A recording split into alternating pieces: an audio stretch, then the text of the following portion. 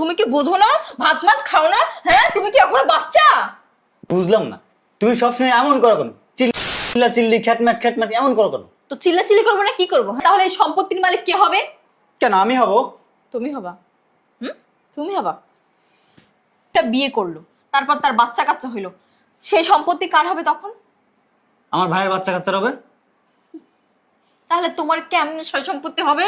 হ্যাঁ, তোমার থাকবে কি জানো? নসু নসু।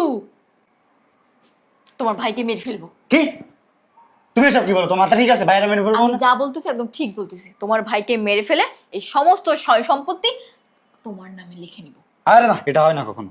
কি হয় না? তাও কথা কি হয় না? হ্যাঁ, সারা জীবন কি ভাইয়ের কামলাগিরি করবা? হ্যাঁ, নিজের জন্য ভাববা না?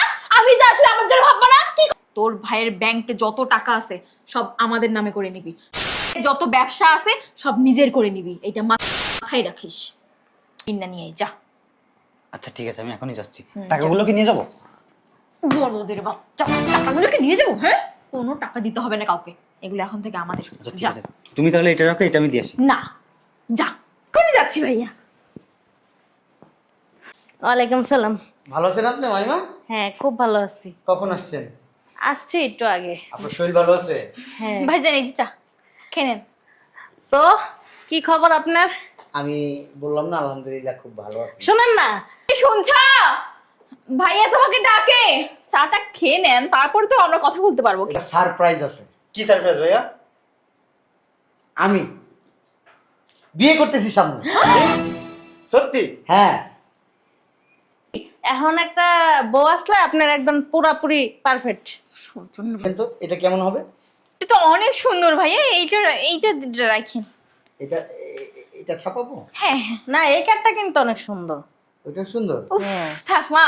আচ্ছা ভাইজান পরে কথা বলিয়েন এগুলো নিয়ে, চাটা আগে খেয়ে নেন। ওই বলতে চাইছিলাম কি পুতা, মেয়েরা কয় ভাই বোন? হয়েছে হয়েছে, থাক, এগুলো তো আমরা পরের কথা বলতে পারবো। আপনি খেয়ে নেন চাটা। আমার তুমি একটু ভিতরে চলো তো, আমরা যাই। না না, একটু গল্প করে নিয়ে আগে পুত্র। না আমি হ্যাঁ। না না না না, আমি কেন চা খাবো? আমি চা খাই না। তুমি জানো না সেটা, আমি চা খাই না। ও মা, আমার মেয়ে কথা বলে।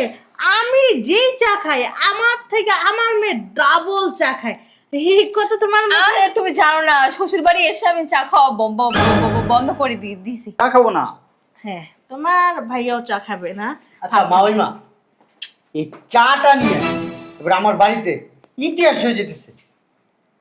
সমস্যা কি? দেন চাটা আমি খাই ফেলাই। কোনো সমস্যা নাই, ওই যে বললাম না আমার মা পাগল হয়ে গেছে। চাটা খাইবো? আমি আপনাকে বললাম না এখন আমি চা খাই না।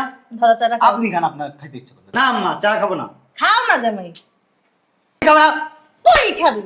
আমা কি করছো তুমি? কি করতাছি? তাহলে তুই খা। না আমি খাবো।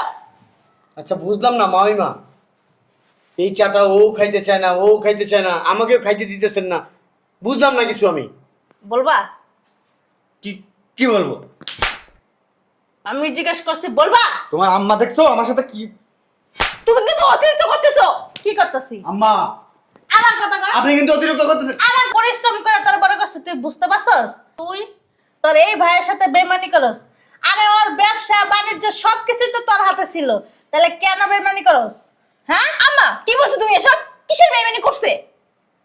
আমার পেটে আমি জন্ম দিছি, আমার বিশ্বাসই হইতেছে না। তোর মতন বেঈমান, শয়তান, বদমাইশ, বাটপার আমার পেটে ধরছি। সি, আমার নিজের প্রতি নিজের ঘৃণা লাগতেছে।